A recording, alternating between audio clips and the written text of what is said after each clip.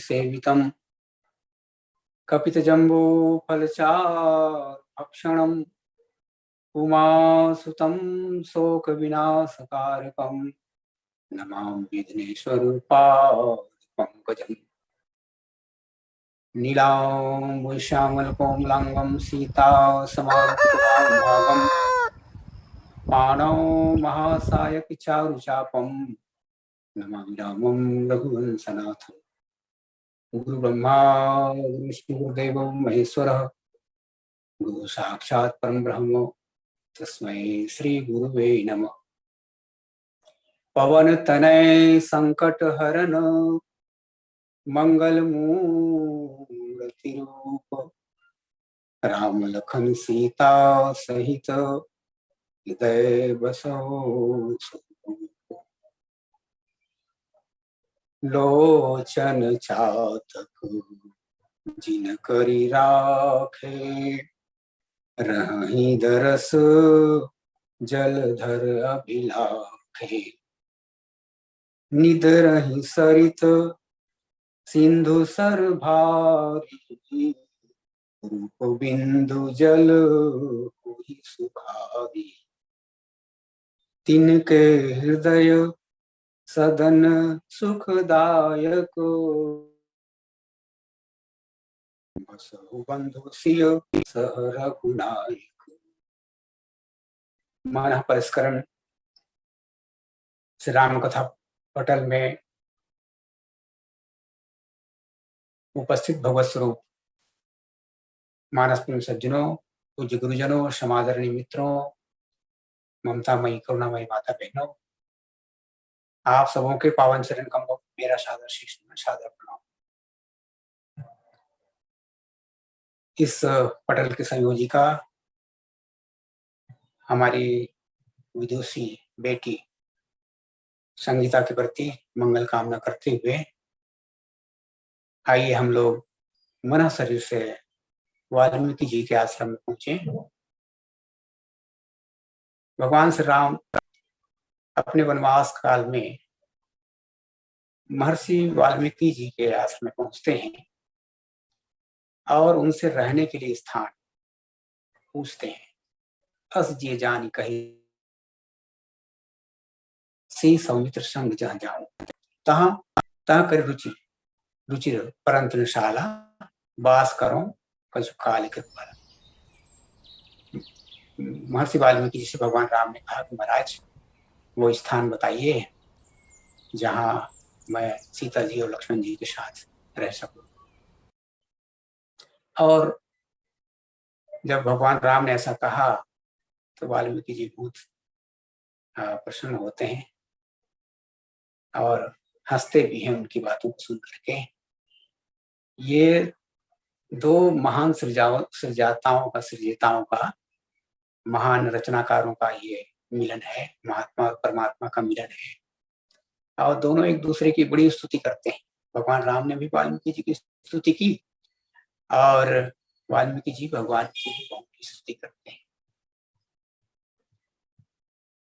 और फिर 14 स्थान निर्धारित करते हैं भगवान के रहने के लिए। जो 14 स्थान हैं वे भक्ति भावना या भक्ति साधना के ये 14 केंद्र हैं कहना चाहिए। और इसमें विभिन्न प्रकार की भक्तियां सन्निहित हैं। प्रस्तुत प्रसंग में पहला वाल्मीकि जी के द्वारा वो श्रोताओं के पक्ष को लेकर है। जो जो भगवान की कथा सुनते हैं उनके हृदय में रहने के लिए वाल्मीकि जी ने साधकों को भक्तों को संकेत दिया, संदेश दिया। भगवान राम से निवेदन किया कि प्रभु आप उनके हृदय में रहिए जो आपकी कथा सुनते हैं। अब दूसरे स्थान का निर्धारण करते हुए कहते हैं कि लोचन चातक जिनकरि राखे। जो लोग अपनी आंखों को चातक की तरह बना चुके हैं और रहे इस दरस जलधर अभिलाखे। जैसे चातक मेघ को देखकर प्यू प्यू कहता है और उसकी श्यामलता पर मुग्ध हो जाता है। उसका दर्शन करते हुए वो भाता नहीं है। बस ऐसे ही वाल्मीकि जी कहते हैं, महाराज भगवान श्री राम से वाल्मीकि जी ने कहा, क्या जिन्होंने, जो भक्त अपनी आंखों को चातक जैसी बनाकर रखते हैं और आपके रूप, आपके सौंदर्य बिंदु को पाने के लिए तरसते रहते हैं, ऐसे भक्तों के हृदय में आप निवास कीजिए। अब इसका तात्पर्य यह है कि ये जो स्थान है वो भगवान के सौंदर्य और उनको, उनके सौंदर्य को देखने की दृष्टि से संबंधित है। भगवान के सौंदर्य को हम कैसे देखें, वही चातक वृत्ति। वैसे तो प्रायः सभी साधक, सभी विद्वज्जन, सभी महात्मा संत जन भगवान को अपनी आंखों में बिठा के रखना चाहते हैं। एक संत ने कहा कि नैना भीतर आओ तू, नैन तो ही रख ले, ना तू देखे और को, ना तो ही देख दे। महाराज मेरे आंखों में आ जाइए, वहां रहिए, मैं ऐसी व्यवस्था करूंगा कि न तो आप किसी को देख सकेंगे और नहीं मैं आपको किसी को देखने दूंगा। मैं आप, केवल मैं ही आपका दर्शन। इसी तरह संत कबीर कहते हैं कि नैनों की करी कोठरी। संत कबीर से पूछा गया, महाराज यदि भगवान आपके समक्ष आएंगे तो आप क्या करेंगे, कहाँ उनको स्थान देंगे? तो उन्होंने कहा, भैया हमारे पास तो ये बढ़िया कक्ष है, कमरा है, कोठरी है, और वो आंखों की कोठरी है। नैनों की कर कोठरी, पुतली पलंग बिछाए, और पलकों के चिक डारी के पी को दिया रिझाए। इस कक्ष में हम पुतली को पलंग के रूप में बिछाएंगे और इन पलकों को पर्दा बना करके अपने प्रीतम को अपनी इस कक्ष में, नेत्र कक्ष में विराजमान करा देंगे। इसी तरह रहीम कवि कहते हैं कि, रहीम कवि, ये तो रहीम कवि यहाँ तक कहते हैं कि हमारी आंखों में अब अन्य किसी के लिए जगह ही नहीं है। जो प्रीतम छवि नयनन बसे, प्रीतम छवि नयनन बसे, दूजा कहाँ समाए। प्रीतम छवि नयनन बसे, दूजा कहाँ समाए, भरी सराय रहीम लख, पथिक आप फिर जाए। जैसे कोई सराय यात्रियों से भर गया हो तो अन्य जो आने वाले जो पथिक हैं वहीं से लौट जाते हैं। बस ऐसे ही रहीम कवि कहते हैं कि मेरी आंखों में तो भगवान पूर्णतः समाये हुए हैं, अब किसी के लिए कोई जगह नहीं है। किसी संत ने कहा कि ये जो दो नयन है वे क्या संदेश देते हैं? तो दो नयनों का यही संदेश, देखत देखत ऐसे देख कि मिट जाए दुई और रह जाए एक, एकत्व की स्थापना हो जाए, अद्वैत की स्थापना हो जाए। भगवान को ऐसे देखें कि भगवान और भक्त दोनों मिलित हो जाएं। इसी तरह हम देखते हैं महाराज महाराज मनु जब तपस्या के लिए गए तो उनके हृदय में क्या अभिलाषा थी? और अभिलाष निरंतर हुई, देखी नयन परम प्रभु सोए। हम तो केवल, महाराज भगवान शिव जी ने भगवान श्री राम का दर्शन किया, तब उन्होंने क्या किया? भर लोचन बिलो के अवधेशा, भर लोचन छवि सिंधु निहारी, भर लोचन छवि सिंधु निहारी, उसमें जान किन्ह चिन्हारी। भगवान लीला कर रहे थे, रुदन चल रहा था भगवान का, और दूर से भगवान शिव उनका दर्शन करते हैं। इच्छा तो होती है कि उनसे जाके मिल लें, पर दूर से ही उस प्रभु को अपनी आंखों में विराजमान कर लेते हैं। भर लोचन छवि सिंधु निहारी, वो पूरा पूरा पूर्ण भगवान की पूर्ण छवि को अपने पूर्ण नेत्रों में भगवान शिव रख लेते हैं। इसी तरह काकभूषण जी भी महर्षि लोमस से निवेदन करते हैं कि महाराज भर लोचन देख अवधेशा, तब सुनी है निर्गुण उपदेश। पहले एक बार भरे नेत्रों से भगवान को देख लो महाराज, फिर आपका निर्गुण उपदेश। भगवती श्री सीता ने पहली बार जब भगवान राम देखा तो उन्होंने क्या किया, लोचन मग राम उर आनी और दिन ने पलक कपाट सयानी। नेत्र के रास्ते से भगवान को अपने हृदय मंदिर में लाती हैं और पलकों का किवाड़, पलकों का कपाट वे बंद कर लेती हैं। वे हैं और उनके प्रभु हैं, उनके प्रीतम हैं। इसी तरह हमारे जो नेत्र हैं वे बड़े शक्तिशाली हैं। जो हमारी नेत्र ही क्या, हमारी जितनी भी इंद्रियां हैं बहुत शक्तिशाली, पर उनका दोष नहीं है।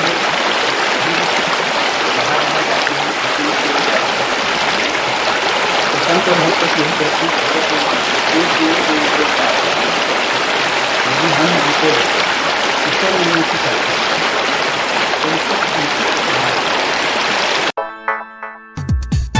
और नेत्र यदि किसी को एक बार कार्य करते हैं तो समझ लीजिए कि मन जो है उधर ही जाता है।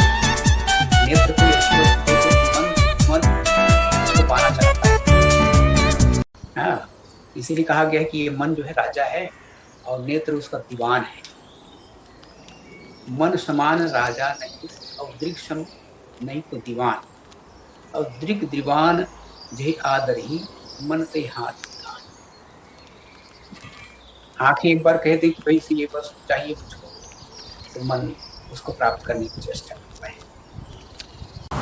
तो यही चाहता है हमारी, हम अपनी बुद्धियों को ईश्वर उन्मुखी बना लें। जो वृत्तियां इधर उधर घूमती हैं उसको भगवान के चरणों से जोड़ दें, भगवान के रूप से जोड़ दें, भगवान की छवि से जोड़ दें। जैसे ये चातक करता है, चातक मेघ को देख कर प्यू प्यू की आवाज करता है। चातक को क्या चाहिए, चातक को स्वाति जल का केवल एक बूंद चाहिए। दोहरी में गोस्वामी जी ने चातकों के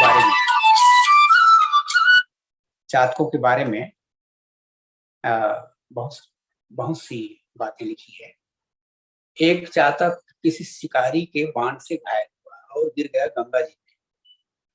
बध्यो बधिक पर्योपुण्य जल, बध्यो बधिक पर्योपुण्य जल, उलट उठाई चोंच।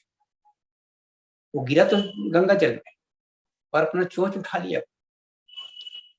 होता क्या है, जब व्यक्ति मरणांत स्थिति में पहुंच जाता है तब उसको गंगा जल पिलाया जाता है। हाँ, और गंगा जल पी करके वो जो जीव है वो धन्यता का अनुभव करता है। परंतु इस चातक ने अपनी चोंच ऊपर कर ली ताकि गंगा जल इसके मुंह में मत प्रवेश करे, क्योंकि इसको स्वाति का ही जल चाहिए। तो गोस्वामी जी कहते हैं बध्यो बधिक पर्योपुण्य जल, उलट उठाई चोंच, और तुलसी चातक प्रेम पर मरतहु लगी न खोज। उसमें मरते मरते भी अपने प्रेम, अपनी निष्ठा का परिचय दिया कि मुझको स्वाति नक्षत्र का फूल चाहिए। एक चातक चला रहा था, गर्मी के दिन थे, बहुत ज्यादा प्यासा था, छाया मिल जाती तो बहुत अच्छा होता है, सोच रहा था। सामने एक बगीचा पड़ा, बगीचे में प्रवेश करने से पहले वो रुक गया। माली को बुलाया, पूछता है भाई ये जो तुम्हारा बगीचा है इसमें तुमने इस बगीचे को किस जल से तुमने सींचा है? माली ने कहा भैया तुम कैसी बात करते हो, तुम पागल हो गए हो क्या? अरे हमको जो जल मिलता है कि हम उसे इसका सिंचन करते हैं। तो चातक बच्चियां नहीं रुचि, चातक को माली की बातें अच्छी नहीं लगी। सोचा कि जब ये स्वाति नक्षत्र की बूंदों से इसका सिंचन नहीं हुआ है तो इसकी छाया में भी मैं नहीं बैठूंगा। अंजल सींचे रूप थे, छाया थे प्रभाव। दूसरे किसी जल से यदि किसी बगीचे का किसी पेड़ का सिंचन हुआ हो तो मैं वहां नहीं बैठूंगा, भले ही धूप में मैं मर जाना पसंद करूंगा। चातक बगीचे की छाया में, पेड़ों की छाया में नहीं गया। तात्पर्य क्या है, उसको एक ही भरोसा है चातक को, बस ऐसे ही भगवान पर भरोसा करते हैं भक्त लोग। एक भरोसा एक बल, एक आस विश्वास, एक राम घनश्याम भीतर, चातक तुलसीदास।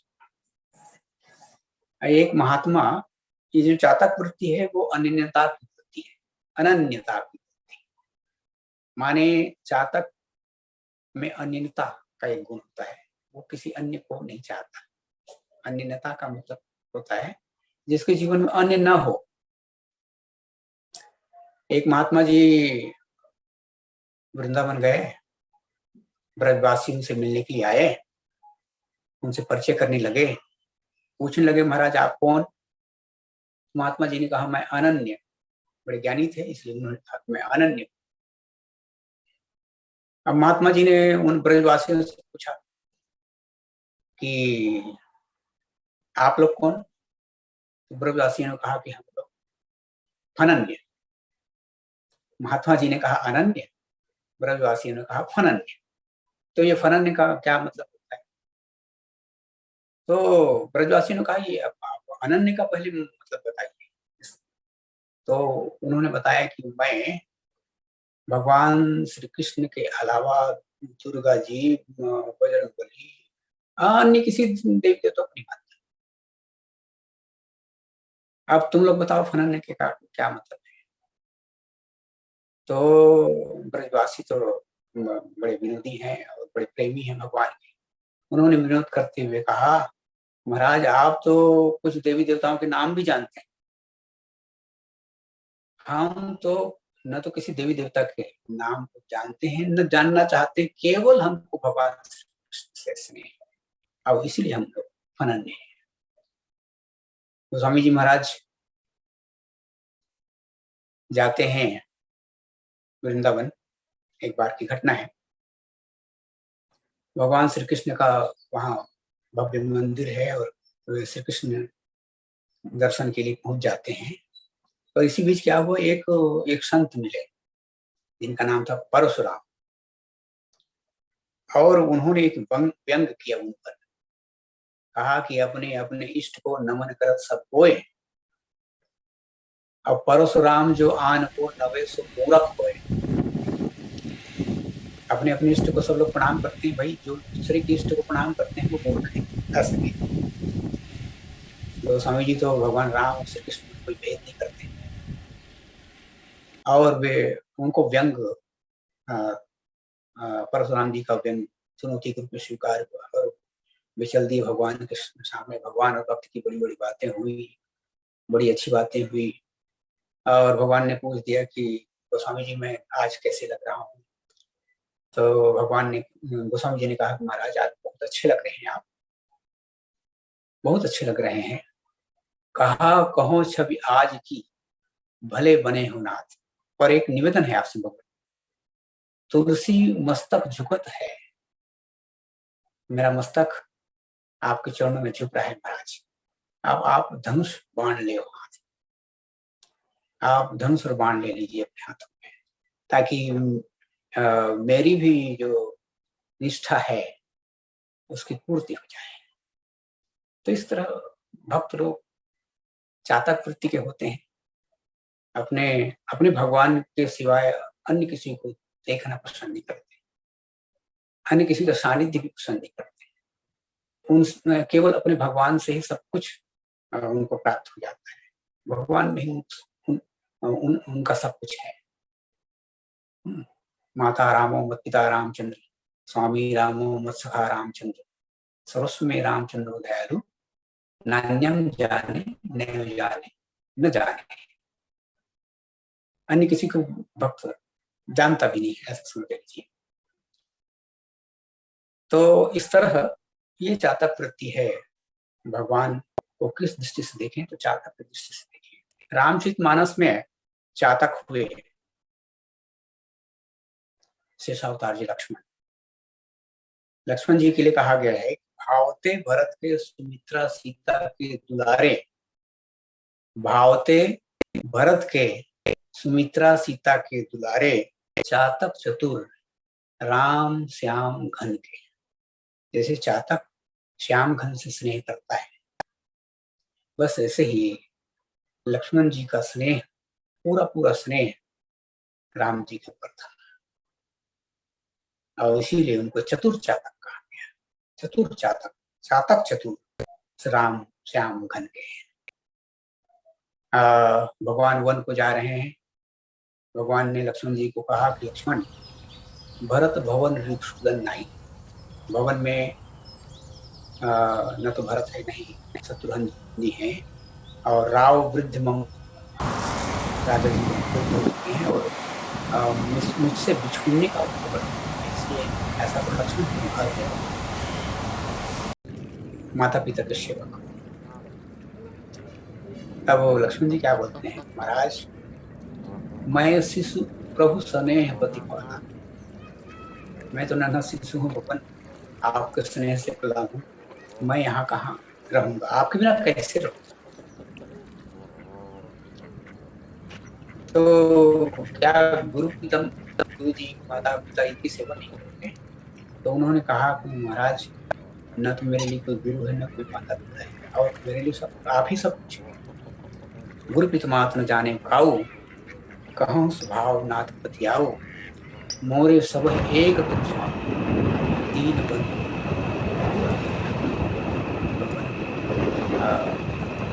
एक में आप मेरे स्वामी हैं, और आप स्वयं अन्य किसी को जानते हैं, न कोई मेरा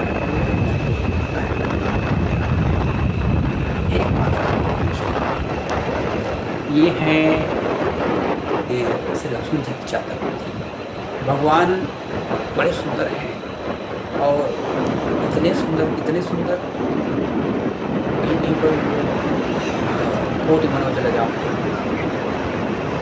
करोड़ों काम देखो बड़े सुंदर देवताएं, पर भगवान करोड़ों काम दे सुंदरता को व्यतीत कर देते।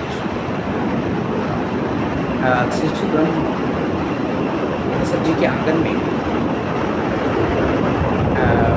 खेल रहे, और मणिमय आंगन, चारों तरफ खंभे लगे हुए हैं, खंभों में मणियां लगी हुई हैं, और प्रभु ने अपना स्वरूप देखा, अपनी छवि देखी, और तब वो क्या, तो समझ में लिखते हैं, रूप रास निप अजिर बिहारी।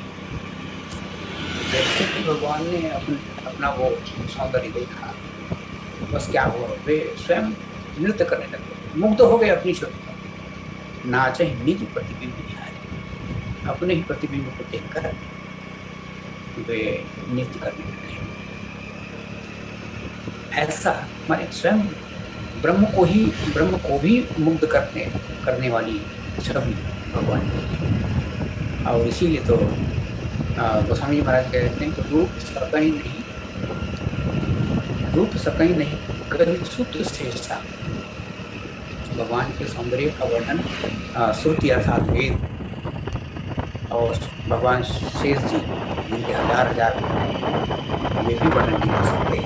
और सो जाने सपने जिन्हें देखा, जिनने स्वप्न में भी भगवान का दर्शन किया, वो मान पाते, वही भगवान के सौंदर्य समझ सकता है, वही उसका कर सकता है। भगवान का सौंदर्य रामचित मानस में यत्र तत्र बिखरा हुआ है, और बड़े बड़े भक्तों ने, साधकों ने, सिद्धों ने, महात्माओं ने, संतों ने भगवान के सौंदर्य की प्रशंसा की है। भगवान जब जनकपुर पहुंचे तो सर्वप्रथम जनकपुर में महाराज जनक जी ने उनका स्वागत किया। जनक जी जो महान ज्ञानी हैं, और नाम और रूप को मिथ्या समझते हैं, ब्रह्म सत्यम जगन मिथ्या के सूत्र का परिपालन करने वाले हैं। जब उन्होंने भगवान को पहली बार देखा तो उनके मुंह से बरबस निकल गया, मूर्ति मधुर मनोहर देखी। भगवान राम को उन्होंने देखा। भयो विदेह विदेह विषेख, वे वैचारिक रूप से तो विदेह थे ही, पर व्यवहार में भी उनमें विदेहता आ गई। वे देह का पानी भूल गए और विश्वामित्र जी से पूछने लगे, कहो नाथ, सुंदर दो बालक, निपुण तिलक, मुनि कुल पालक। पूछने लगे, बालक हैं कि पालक हैं, पालक हैं कि बालक, हड़बड़ा गए। ब्रह्म निगम नेत कही गावा, उभय बेस तरीके से आवा। किसी ने उनसे पूछा कि आप ही बताओ कौन है ये। तुम, उन्होंने कहा कि लगता है ये ब्रह्म है। तो ब्रह्म तो एक है, एक अनीह अरूप अनामा, एक एक अकेला है, ये तो दो हैं। सबका उभय वेश धरी की सोई आवा। ऐसा लगता है कि वे ही एक ब्रह्म जो है, दो स्वरूप धारण करके यहाँ पर प्रस्तुत हो गए हैं, ऐसा लगता है। क्योंकि मेरा जो वैरागी जो मन है, इनके सौंदर्य में लुब्ध हो रहा है। सहज विराग रूप मन मोरा, और थकित हो चंद चकोरा। जैसे चकोर चंद्रमा को देख करके स्तंभित हो जाता है, निर्निमेष देखने लग जाता है, बस ऐसे ही मेरा मन चकोर इसको निरंतर इन चंद्रमुख सौंदर्य को देखने के लिए बिल्कुल आकुल व्याकुल है। तो इस तरह भगवान के सौंदर्य का प्रभाव जन पर विशेष रूप से पड़ा। जब नगर भ्रमण के लिए भगवान गए, तो वहां तो भगवान के रूप की मोहनी चल गई। लोग दौड़ दौड़ के भगवान के दर्शन के लिए आने लगे। गोस्वामी जी महाराज लिखते हैं, धाये धाम काम सब त्यागे, सब काम धाम छोड़ करके भगवान को देखने के लिए पहुंच गए। मनहु रंग निधि लूटन लागी, जैसे कहीं पर दरिद्रों को धन का भंडार मिल गया। और उधर युवती भवन झरोखन लागे, जब युवतियों को जो मर्यादा में बंधी थी, जो बाहर नहीं आ सकती थी, गलियों में आकर के भगवत दर्शन नहीं कर सकती थी, उन्होंने झरोखों से भगवान को देखा। तो युवती भवन झरोखन लागे, निरखई राम रूप अनुरागी, और वहीं झरोखों से भगवत दर्शन करके अनुरक्त हो जाती। अब कहीं परस्पर वचन सप्रीति सखी इन कोटि काम छवि जीती। परस्पर बातें करती कहती है कि सखी, ऐसा लगता है कि इन्होंने करोड़ों काम थे के सौंदर्य को लज्जित कर दिया है, जीत लिया है। उधर सखियों ने, सीता जी की सखियों ने भगवान का दर्शन किया। एक सखी तो एकदम विह्वल हो गई भगवान के सौंदर्य को देख करके। उस वाटिका में उसने प्रथम दर्शन किया, और उन्होंने भगवती सीता को राम जी के बारे में बताया कि देखन बाग कुंवर तो भी आ गए। और सीता जी भी सखियों के साथ आती है और भगवत दर्शन करती है। एक सखी ने कहा कि ये वही हैं जिन निज रूप मोहनी डाली, जिन्होंने अपने रूप सौंदर्य की मोहनी डाल दी है जनकपुर में। अब किन्हे सबस नगर नर नारी, और संपूर्ण नगरवासियों नर नारियों को इन्होंने अपने रूप जाल में फांस लिया है। इस तरह भगवान का जो सौंदर्य है अनुपम अद्वितीय है। भगवान परशुराम जी आए धनुष भंग के पश्चात, और उन्होंने राम जी को देखा। जैसे ही उन्होंने राम जी को देखा, राम ही देख रहे थक लोचन, उनकी भी आंखें स्तंभित हो गई भगवान को देखकर। भगवान की छवि को देखकर, भगवान के सौंदर्य को देखकर उनकी आंखें निर्निमेष भगवत दर्शन में संलग्न हो गई। गोस्वामी जी महाराज लिखते हैं कि राम ही देख रहे थक लोचन। कैसा स्वरूप है भगवान का, रूप अपार मार मद मोचन। अपार स्वरूप है, कामदेव की छवि को भी लज्जित कर देंगे। वाली ये रूप माधुरी भगवान की। और फिर थोड़ी देर के बाद दूसरी ओर उनकी दृष्टि जाती है, देखे चाप खंड महिलारे, अनंत निहारे। भगवान को देखने के बाद, अखंड को देखने के बाद खंडित धनुष को देखा और क्रोधित हो गए। कहु जड़ जनक धनुष के तोरा, क्रोध के चिन्ह उनके मुखमंडल पर दिखाई देने लगे। किसी ने कहा, महाराज अभी तो ये आपने बहुत ज्यादा, किसी ने पूछा कि भगवान परशुराम को क्या हुआ, अचानक कैसे ये बिफर गए, क्रोधित हो गए। अभी तो ये भगवान से राम का दर्शन करके बड़े प्रसन्न हो रहे थे।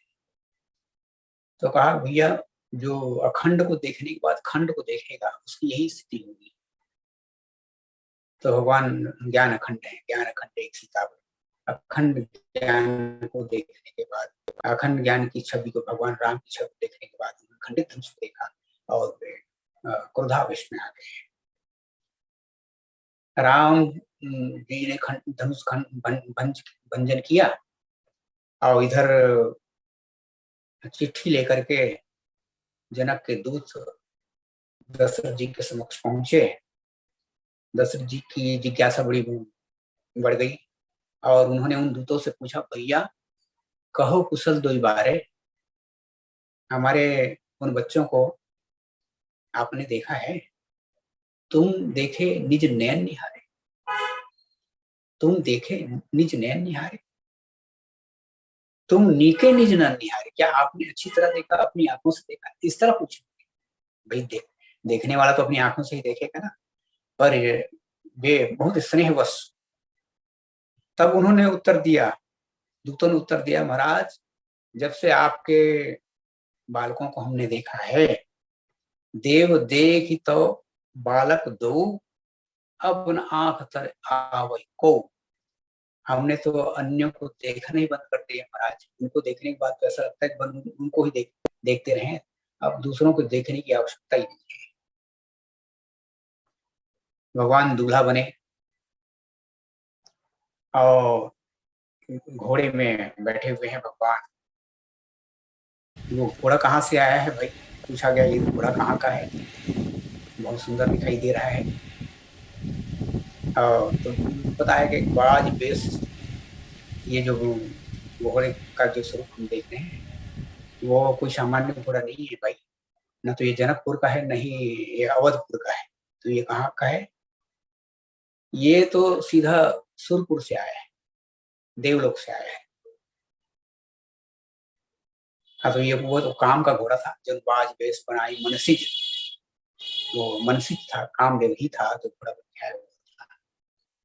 तो काम के घोड़े पर, कामदेव की उस घोड़े पर भगवान बैठे हुए हैं और उस रूप माधुरी को, उसमें जो छवि बन रही है, जो सौंदर्य निखर रहा है भगवान का, उसको बहुतों ने देखा। वहां तो नेत्रों की भीड़ लग गई भगवान की छवि को, भगवान के नेत्रों को देखने के लिए, भगवान के सौंदर्य को देखने के लिए नेत्रों की भीड़ लग गई। तो सबसे पहले उनको कौन देखते हैं? तो निरख राम छवि विधि हर्षाने, भगवान ब्रह्मा भगवान राम के सौंदर्य को देखते हैं। दूल्हा राम को भगवान ब्रह्मा ने देखा तो बहुत तो विहर्षित हुए। निरख राम छवि विधि हर्षाने, विहर्षित हुए, पर थोड़ी देर के बाद पछताने लगे। आठ ही नयन जान पछताने, अरे रे, मेरे तो 8 ही नेत्र हैं। पहले मैं 5 सिरों वाला था,